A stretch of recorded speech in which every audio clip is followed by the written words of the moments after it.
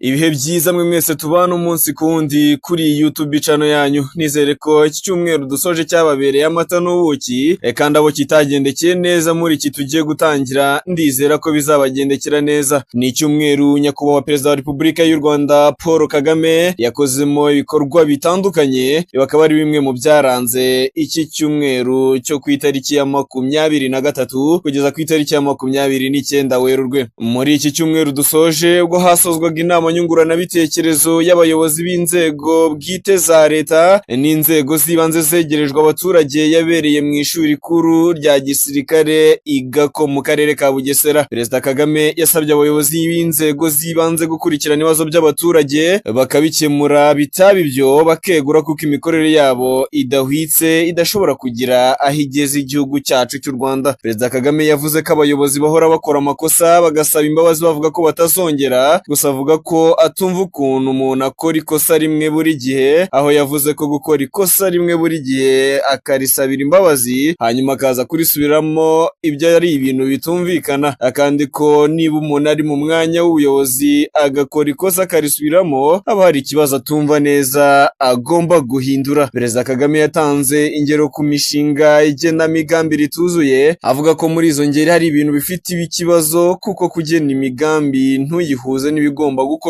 udashobora kugira icyo ugeraho cyangwa se nabwo wakigeraho bikaguhenda. Umukuru w'igihugu yavuze ko hari ikibazo gikwiye guhindurwa vuba na bwangu, abantu bakareka guhora basubiramo gusa basaba izo mbabazi za buri munsi z'urudashya, aho yavuze ko abayobozi bibagirwa ibyo bagomba gukora bakibagirwa n'abo bagomba kubikorana. Byongeye kandi muri iyi nama Perezida Paul Kagame yanenze abayobozi batuzuye inshingano, avuga ko babiterwa n'imico mibi kandi ko iyo yiganjemo ubwirasi nubwo baba babikora ntacyo bishingikirije. Perezida Kagame yavuze ko niba abayobozi bemeye kujya mu nzego z'ubuyobozi batagomba guhunga inshingano, ahubwo ko bikwiriye gukorwa, cyangwa se niba ntacyo bibatwaye bakajya ahandi bagakora ibyo bishakiye kandi bakunze. Umukuru w'igihugu yavuze ko hari ibyo abona ku mbuga nkoranyambaga abaturage batakamba, akabyohereza abayobozi ababaza ibyo ari byo bakamusubiza ko batabizi, akaba yibaza ukuntu batamenya ibintu bibera mu gace kabo by'umwihariko bayoboye. Kuwa 25 Werurwe umwaka 2026 muri iki cyumweru ubwo yahuraga n'abayisilamu mu Rwanda mu gikorwa bise Meet the President, Perezida Paul Kagame yasezeranyije abayisilamu mu Rwanda ko ikibazo cy'ubutaka bemerewe bwo kuzubaka icyicaro gikuru cy'umuryango w'abayisilamu kigiye gukemuka vuba bitarenze muri uyu mwaka 2026. Perezida Kagame yemereye abayisilamu mu Rwanda inkunga muri gahunda y'icyerekezo umuryango w'abayisilamu mu Rwanda ufite cyo kubaka icyicaro gikuru cy'uwo muryango. Yakomeje agaragaza ko yiteguye kubaha ubufasha mu byo bari gukora, ariko nawe akaba azababaza uko byakoreshejwe. Yakomeje yerekana ko nyuma y'amateka mabi yihariye abayisilamu banyuzemo n'abanyarwanda muri rusange, ubu ari igihe cyo guhindura ibintu abanyarwanda bose bakagira uruhare mu iterambere. Yanasabye abayisilamu mu Rwanda ko bakwiye kugira uruhare muri gahunda y'iterambere ry'igihugu muri rusange kimwe n'abandi banyarwanda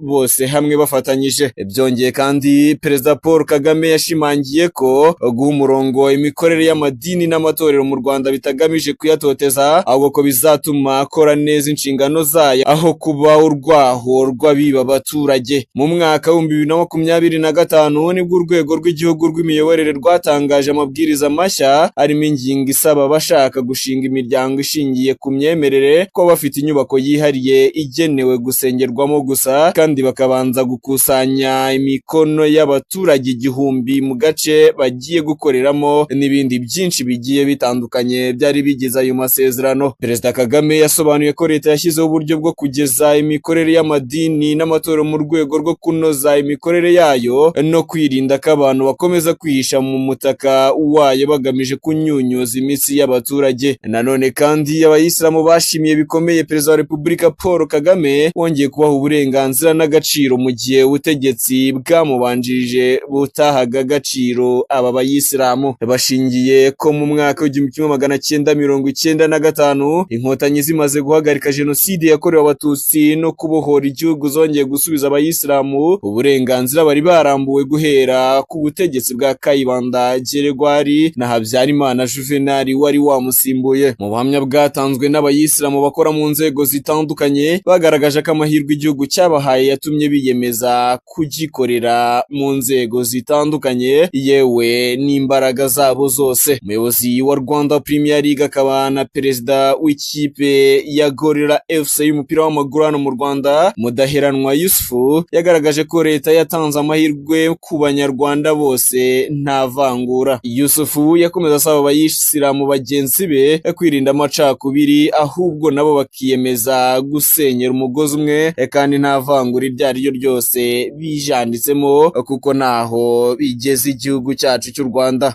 Byongeye kandi muri iki cyumweru Perezida Paul Kagame yitabiriye umukino w'amateka w'irushanwa rya gicuti rya FIFA Series mwaka 2026, aho ikipe y'igihugu Amavubi yanyagiyemo ikipe ya Grenada ibitego 4-0 ku mugoroba wa gatanu tariki ya 27 Werurwe. Uyu mukino niwo wa mbere u Rwanda rwakinye n'igihugu cyo hanze y'umugabane wa Afurika, mu gihe kandi byari ubwa mbere Grenada ituwe n'abaturage bagera ku 110 bonyine gusa, ibarizwa mu birwa bya Caraïbe, yakinaga n'igihugu cyo muri Afurika. Imbere y'abafana bari buzuye stade Amahoro ku mukino wa mbere w'umutoza w'umwongereza Stephen Constantine watangiye gutoza Amavubi ku nshuro ya kabiri. Ikipe y'igihugu yagaragaje urwego rwo hejuru, igice cya mbere kirangira itsinze ibitego 2-0, by'umwihariko umukino wose uza kurangira ari ibitego 4 byose ku busa bw'ikipe ya Grenada. U Rwanda rwaherukaga kwinjiza ibitego 4 mu mukino uwo ari wo wose ubwo rwanyagiraga Repubulika ya Centrafrique ibitego 5-0 mu mukino wa gicuti wabaye mu mwaka 2021. Imikino ya gicuti ya FIFA Series iba rimwe mu myaka 2 muri Werurwe, ikabiri kuba ku nshuro ya kabiri kuva itangijwe n'ishamwe ry'umupira w'amaguru ku isi FIFA, ndetse igitekerezo cyo kuyishyiramo kikaba cyarazanywe na perezida waryo Gianni Infantino, cyemezwa n'inama yaryo ya 73 yabereye i Kigali mu mwaka 2023. Uyu mwaka mu bihugu 8 biri kuberamo iyi mikino ya FIFA Series y'abagabo, u Rwanda nicyo gihugu rukumbi cyonyine cyakiriye amatsinda 2 y'iyi mikino ya FIFA Series. Mu bijyanye n'umutekano, muri iki cyumweru abayobozi b'inzego z'u Rwanda RDF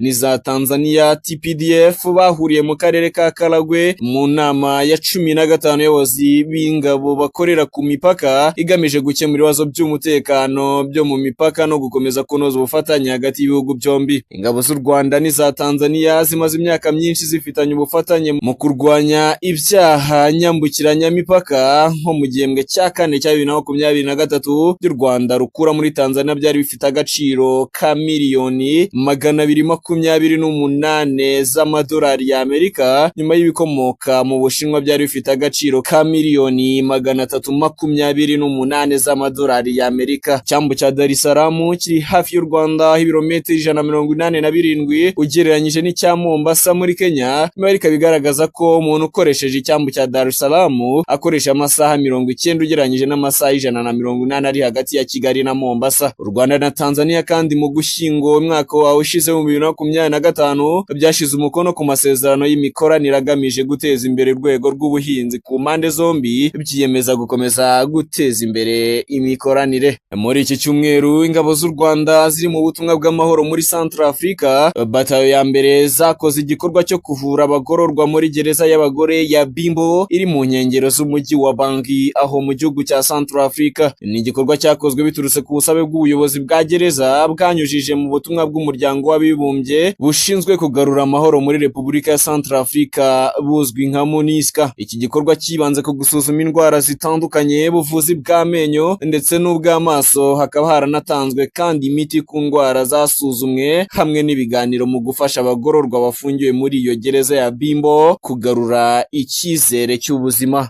Nanone kandi muri iki cyumweru u Rwanda rwakiriye abanyarwanda basaga 222 bari barafashwe bugwate n'umutwe w'iterabwoba wa FDLR ukorera muri Repubulika na Demokarasi ya Kongo RDC. Abatashye bakaba biganjemo abana 149, abagabo 15 n'abagore 58, banyuze ku mupaka munini wa Rakoronishe hariya mu karere ka Rubavu uhuza u Rwanda na RDC. Abanyarwanda babaga mu nkambi y'agateganyo ya Goma nyuma yo kuva mu bice bitandukanye mu burasirazuba bwa RDC aho bari barafashwe bugwate n'uyu mutwe wa FDLR. Umuyobozi w'akarere ka Rubavu wungirije ushinzwe iterambere ry'ubukungu Nzabonimpa Deogratias yibukije abatashye ko ari imbaraga igihugu cyari cyarabuze ndetse ko bagomba kugira uruhare mu iterambere ryacyo. Ibyo bazahabwa birimo amafaranga y'ibanze yo kubafasha gutangira ubuzima, aho watahutse arengeje imyaka 18 azahabwa amadolari y'Amerika 188, uri munsi y'iyo myaka 18 ahabwe amadolari 113 y'Amerika, ndetse buri wese akaba agenerwa n'ibyo kurya by'ibanze bifite agaciro k'ibihumbi 45 by'amafaranga y'u Rwanda. Muri iki cyumweru dusoje kandi Banki Nkuru y'u Rwanda yatangaje ko inote za 500, 1000, 2000, 5000 z'amafaranga y'u Rwanda zakozwe hagati y'umwaka wa 2004 n'2015 zitazongera gukoreshwa mu kwishyurana mu Rwanda nyuma y'amezi 12, bivuze ko zizava ku isoko ku itariki ya mbere Werurwe umwaka utaha w'2027. Izi noti harimo iya 500 yakozwe ku itariki ya mbere y'ukwa karindwi umwaka wa 2004, n'ingenzi yayo yakozwe ku itariki ya mbere y'ukwa mbere umwaka wa 2013, y'igihumbi yakozwe ku itariki ya mbere y'ukwa karindwi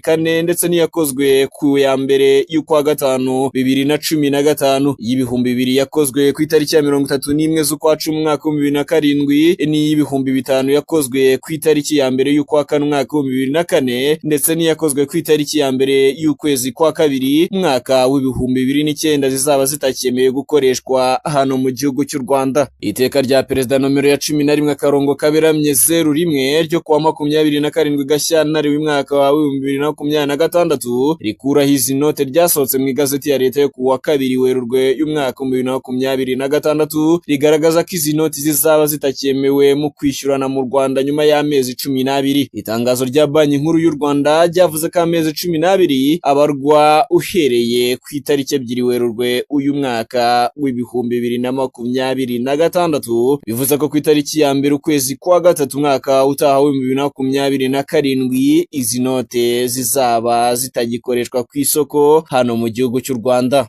Ni nuko nsoje amakuru yaranze iki cyumweru, reka mbashimire cyane mwe mwese twayabanyemo, hagati aho reka nkomeze kubifuriza amahoro y'Imana kandi muhahe muronke. Nge ndi Daniel.